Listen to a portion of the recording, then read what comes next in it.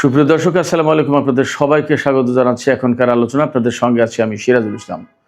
দর্শক, ইরানকে কোনোভাবেই বাগে আনতে না পেরে ইরানের বিরুদ্ধে কোন ধরনের শাস্তিমূলক ব্যবস্থা নেওয়া যায় সেই ব্যাপারে মতামত জানতে চেয়ে মার্কিন সেনাবাহিনীর হাইকমান্ড থেকে বিভিন্ন কমান্ডারের কাছে ইমেইল পাঠানো হয়েছে। এখানে মতামত চাওয়া হয়েছে কোন ধরনের আনকনভেনশনাল পদ্ধতিতে ইরানকে শাস্তি দেওয়া যায়। এর মানে কি পেছনে পরমাণু হামলার কথা লুকিয়ে আছে কিনা।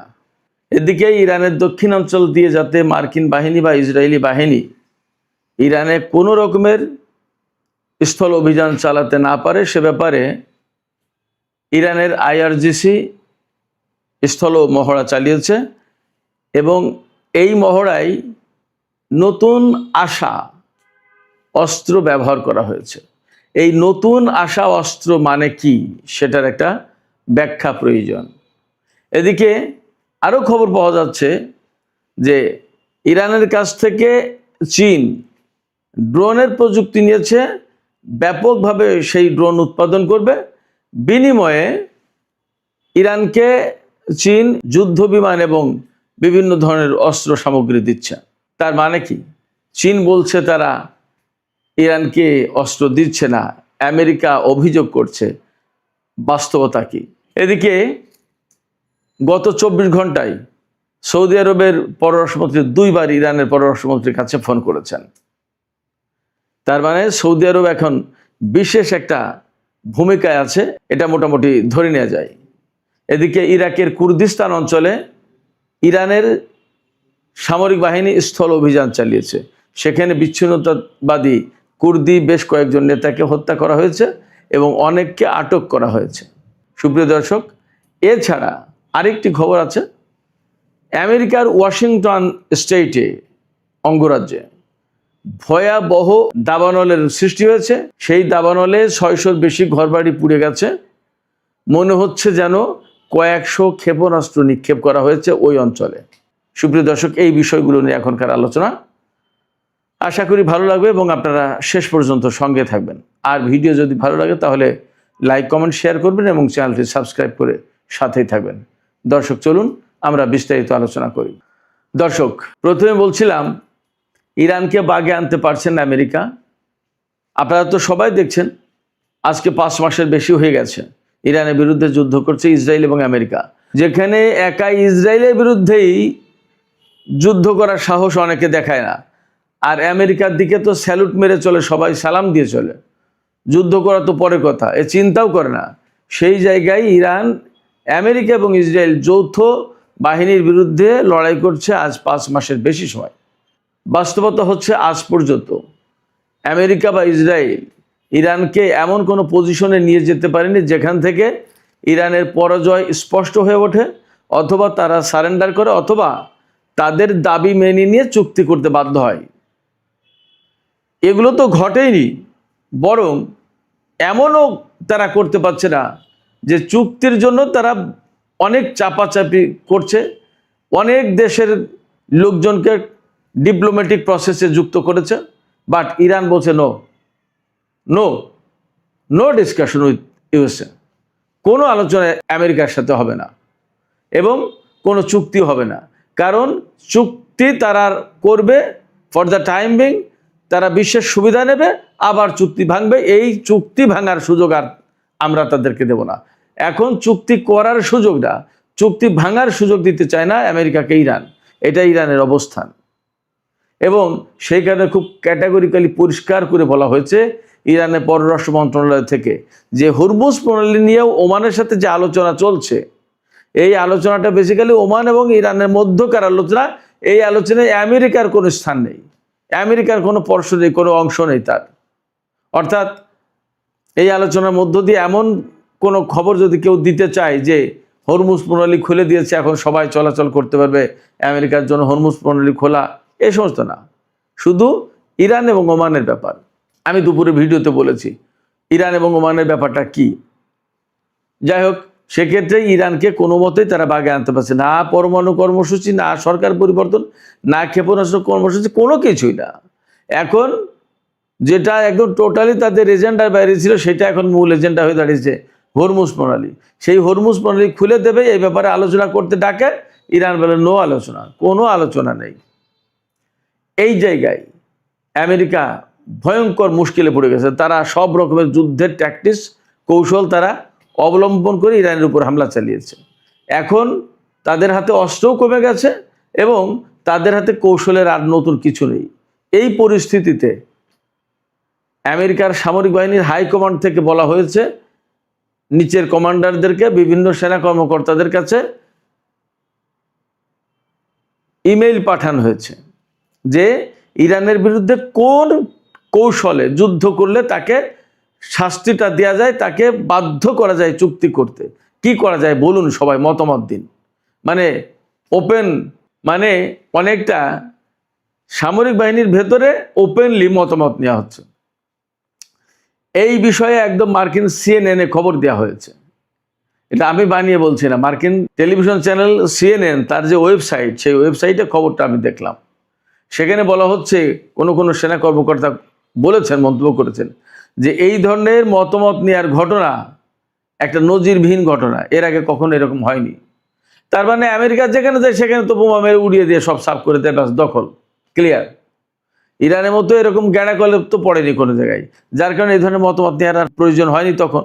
এখন ডোনাল্ড ট্রাম্প, পেন্টাগন, যুদ্ধমন্ত্রী পিট হেগসেথ সবাই কিন্তু তাদের কৌশল মতো, মার্কিন সেনা কমান্ডাররা তাদের সবাই তাদের কৌশল মতো ইরানের বিরুদ্ধে যুদ্ধ করেছে, কিন্তু লাভ কিছু হয়নি। এ পর্যন্ত তারা ইরানকে এমন পর্যায়ে নিতে পারেনি যেখান থেকে ইরান বলতে বাধ্য হয় যে ঠিক আছে, আসুন আমরা আলোচনা করি এবং আমরা একটা চুক্তি করি। ভয়াবহ বিপদে পড়েছে আমেরিকা। তারা বিপদে পড়েছে, তারা হামলা চালাতে গিয়ে হামলা থামিয়েছে, কিন্তু এর মানে এই নয় যে আমেরিকা ইরানের বিরুদ্ধে আর হামলা চালাবে না। তারা একদম ভালো হয়ে গেছে বা সমস্ত সব কিছু মিটমাট করে চলে যাচ্ছে, নট দ্যাট। তারা কিন্তু পাকে আছে। তারা কোন ফাঁকে হামলা চালাতে পারলে ইরানকে পর্যুদস্ত করতে পারে সেই চেষ্টাই করছে। আমি কয়েকদিন আগে থেকে বলে আসছি, এবং সেই কারণে কিন্তু এই যে খোঁজ করা হচ্ছে যে কোন কৌশলে যুদ্ধ করলে, কোনভাবে হামলা করলে তাকে শাস্তি দেওয়া যায়। সেই জন্য তাদের প্ল্যান তারা ঠিকই ফিরাচ্ছে। এটা ইরান খুব ভালোভাবে বোঝে, জানে। সেই জন্য তাদের প্রস্তুতি তো সব আছেই। এপাশে ইরানের যে দক্ষিণ অঞ্চল, উপকূলীয় অঞ্চল যেটা, এই অঞ্চলে মহড়া চালিয়েছে গতকাল পরশু বা আজকে ইরানের সামরিক বাহিনী, IRGC স্থলবাহিনী। এই মহড়ায় তারা নতুন আসা অস্ত্র ব্যবহার করেছে। এখন এই নতুন আসা অস্ত্র মানে কি? নতুন আসা অস্ত্রের মানে হচ্ছে প্রথম এবং প্রধানত একটা, সেটা হচ্ছে চীন থেকে ইরান বিপুল পরিমাণে অস্ত্র পেয়েছে। এটা মোটামুটি বিপুলভাবে বিভিন্ন সামাজিক মাধ্যমে এসছে। এটা ইরান এবং চীন কারো পক্ষ থেকে বলার কথা না। আমেরিকা অভিযোগ করেছে, চীন নর্মালি অস্বীকার করেছে। বাট যে অস্ত্র এসেছে তার ভিতরে কাঁধে রেখে ফায়ার করা মিসাইল সিস্টেম আছে, এরপরে আরও বিভিন্ন ধরনের অস্ত্র আছে। কোনো জায়গায় এমন বলা হচ্ছে এইরকম ক্ষেপণাস্ত্র এসে পৌঁছেছে চীন এবং রাশিয়া থেকে, যে ক্ষেপণাস্ত্র পরমাণু ওয়ারহেড বহন করতে পারে, এবং তার পরীক্ষা চালিয়েছে ইরান। জানি না সত্য মিথ্যা, নানান খবর বের হয়, যুদ্ধের সময় কত কিছু হয়। এবং সেই ক্ষেপণাস্ত্র ইউরোপের কেন্দ্রস্থল ব্রিটেন এবং আমেরিকা টাচ করতে পারে। সত্য মিথ্যা জানি না, এরকম খবর বলা হচ্ছে। তবে ইরান যে চীন থেকে সাম্প্রতিক সময়ে বিপুল অস্ত্র পেয়েছে কথা সত্য, এবং সেই অস্ত্রগুলোই IRGC অনেক কিছু ব্যবহার করেছে, মানে সেইগুলো নিয়ে মহড়া দিয়েছে উপকূলীয় অঞ্চলে। তাতে বোঝা যায় যে ইরানও বসে নেই। আমেরিকা যে অ্যাঙ্গেলে, যে কৌশলে যুদ্ধ করতে চাবে ইরানের বিরুদ্ধে, সেই কৌশলে, সেই অ্যাঙ্গেলে ইরান জবাব দেওয়ার প্রস্তুতি নিয়েছে বা নিচ্ছে। আমি সবসময় এই কথাটাই বলে আসছি। আমি একটা এপিসোড করেছিলাম, নিশ্চয় আপনাদের মনে থাকার কথা, যে আমেরিকা যদি ডালে ডালে থাকে তাহলে ইরান থাকে পাতায় পাতায়। অর্থাৎ আমেরিকা কোন কৌশল দিচ্ছে তার এক ধাপ আগে গিয়ে, দুই ধাপ আগে গিয়ে সেই কৌশলটা মোকাবেলা বা ব্যর্থ করার জন্য যা করা দরকার সেটা করে ফেলে ইরান। এটা ইরান, তা না হলে ইরান টিকে থাকতে পারতো না। This is reality. এই বাস্তবতা অস্বীকার করার কোনো মানেই নেই। আমি যা দেখেছি, অন্তত আমার বিশ্লেষণে তাই আসে। অনেকেই বলছেন আমেরিকা ইরানের স্থল অভিযান চালানোর মতো এত বড় ভুল করবে না, এটা এত বড় ঝুঁকি নেবে না, একথা বলছে। কিন্তু বাস্তবতা হচ্ছে কি, এটা আমরা সাধারণ লোকজন এইভাবে ভাবি, ডোনাল্ড ট্রাম্প তো এইভাবে ভাবে না। ডোনাল্ড ট্রাম্পের বক্তব্য কি, অ্যাট এনি কস্ট আমার একটা বিজয় চাই। গতকালকে কিন্তু আমি বলেছিলাম গতকালকের ভিডিওতে যে আমি শুধু একটা বিজয় চাই, ইরানে তাকে জিততেই হবে অ্যাট এনি কস্ট। তাতে তিনি হয়তো প্রচণ্ডভাবে কড়া অর্ডার দেবেন যে নো, মার্চ অন, ইরানকে শেষ করো যেভাবে হোক। যদি বলে যে স্থল অভিযান চালাও, কমান্ডারদের তো আর কিছু করে না, তাই হয়তো তাই করতে হবে। সেখানে কি পরিমাণে মার্কিন সেনা মারা যাবে কি যাবে না সেটা পরে ব্যাপার। ডোনাল্ড ট্রাম্পের এতে কিছু আসে না, তার একটা বিজয় প্রয়োজন। এই বিজয় প্রয়োজন, এই জন্যই ইরানকে শিক্ষা দেওয়া হবে কোন পদ্ধতিতে করা যায়, আনকনভেনশনাল সিস্টেম কি, অর্থাৎ অপ্রচলিত পথে ইরানকে শিক্ষা দিতে হবে। অপ্রচলিত পথ, সহজ পথ যেটা, সেটা হচ্ছে পরমাণু হামলা। এর বাইরে আর কি আছে আমি জানি না, দেখা যাক কি হয়। তবে আমেরিকা ইরানের ব্যাপার থেকে হাত গুটিয়ে নিয়েছে, একথা বলার কোনো মানে নেই, কোনো সুযোগ নেই। তারা ইরানের উপর হামলা চালানোর জন্যই নানা রকমের ফন্দি ফিকির করছে।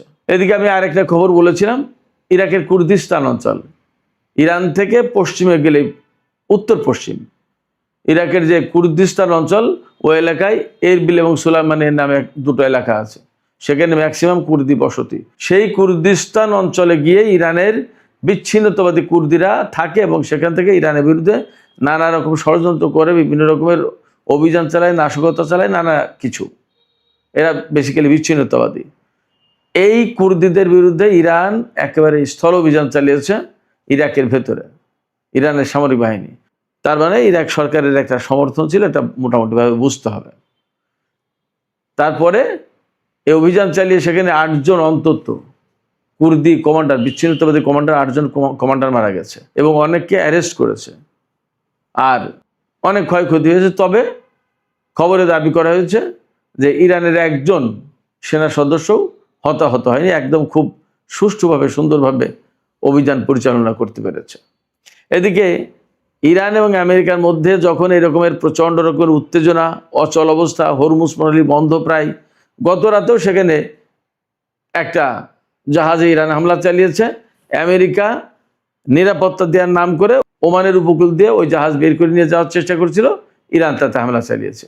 ওই জাহাজ সেখানে স্টাক অবস্থা আছে, আটকে আছে। তো অবস্থা যখন এমন, তখন সৌদি আরব দফায় দফায় ইরানের পররাষ্ট্রমন্ত্রীকে ফোন করছেন।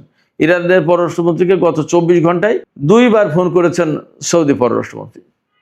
এই যে আলোচনা 2 বার ফোন করলেন, এতে মূলত আলোচনা যা হয়েছে তা হচ্ছে এই যে কিভাবে ইরান কূটনৈতিক উপায়ে একটা সমাধানের দিকে যায়, সেই ব্যাপারে তিনি বারবার সাজেশন দিচ্ছেন, সেই ব্যাপারে তিনি বারবার অনুরোধ করছেন। এই অনুরোধ কখন করছেন তিনি? যখন ইরাকে সৌদি আরব গায়ে পড়ে হামলা চালিয়েছে এবং যেখান থেকে ইরানের 4 জন আইআরজিসি সদস্য মারা গেছে। আইআরজিসি বা ইরান এটা মনে রাখবে না? সৌদি আরব এখন যতই ভালো সাজার চেষ্টা করুক, ইরান কি বিষয়টা ভুলে যাবে? শুধু তাই না, সৌদি আরব ইয়েমেনের উপর হামলা চালিয়ে ইরানের বিমান যখন ইয়েমেনি নাগরিকদের নিয়ে গেল, কয়েকজন লিডারকে নিয়ে গেল, তখন 2 দফা আসার সময় যাওয়ার সময় 2 দফা ইয়েমেনের উপর হামলা চালালো এবং সেই ঘটনাকে কেন্দ্র করে আজকে ইয়েমেনের সাথে সৌদি আরবের নতুন করে যুদ্ধ পরিস্থিতি তৈরি হয়েছে। এমনকি বাবার বান্দে প্রণালী, লোহিত সাগর বন্ধ করে দেওয়ার ব্যবস্থা হয়েছে। সৌদি আরব যদি এই কাজগুলো না করতো তাহলে হতো না, কি প্রয়োজন ছিল? এখন সৌদি আরব ইরানকে দিয়ে কূটনৈতিক প্রক্রিয়া শুরু করার চেষ্টা করছে। তাদের কূটনৈতিক প্রক্রিয়ার খবরটা কি? এবং এই যে 15 জাতির একটা জোট গঠন করলো ইয়েমেনের বিরুদ্ধে যুদ্ধ করবে বলে, ইরানকে বলে যুদ্ধ করো না, আর নিজে জোট গঠন করে ইয়েমেনের বিরুদ্ধে যুদ্ধ করার জন্য। এটা কেমন দ্বিমুখী নীতি? এই বিষয়গুলো ইরান বোঝে না তা না। এদিকে আজকেই ইরানের আইআরজিসি খুব নতুন ডিফেন্স সিস্টেম দিয়ে আমেরিকার একটা MQ-9 রিপার ড্রোন ধ্বংস করেছে। এই নিয়ে খবর বলা হচ্ছে যে মোট ইরান 50টা MQ-9 রিপার ড্রোন ধ্বংস করলো। একটা রিপার ড্রোনের দাম অনেক। যে টোটাল রিপার ড্রোন ধ্বংস করেছে ইরান এই যুদ্ধের এই কয় মাসে এই পর্যন্ত, তাতে $100 কোটি শেষ আমেরিকার শুধু MQ-9 রিপার ড্রোনে। মানে ইরানের আকাশে ঢুকলেই MQ-9 রিপার ধ্বংস হয়ে যাচ্ছে, মুড়ি মুড়কির মতো ধ্বংস করছে। তো এই পরিস্থিতিতে আসলেই আমেরিকা খুব বিব্রতকর অবস্থায়। এই বিব্রতকর অবস্থা থেকে বের হওয়ার জন্য তারা আনকনভেনশনাল ট্যাকটিক্স খুঁজছে। দেখা যাক তারা কোন অপ্রচলিত পদ্ধতি বের করে যা দিয়ে ইরানকে শাস্তি দেবে। তো সুপ্রিয় দর্শক, আলোচনা এখানে শেষ করতে চাই। শেষের আগে আপনাদের কাছে জানতে চাই, আপনারা কি মনে করেন আমেরিকা কোন ধরনের পদ্ধতি বেছে নিতে পারে ইরানের বিরুদ্ধে যুদ্ধ করার জন্য? আপনাদের কোনো মতামত আছে কিনা? মতামত থাকলে জানাবেন কমেন্ট বক্সে। আর ভিডিও ভালো লাগলে লাইক কমেন্ট শেয়ার করবেন। এখনকার আলোচনা এখানে শেষ করতে চাইছি। আপনারা সবাই অনেক অনেক ভালো থাকুন। আল্লাহ হাফেজ।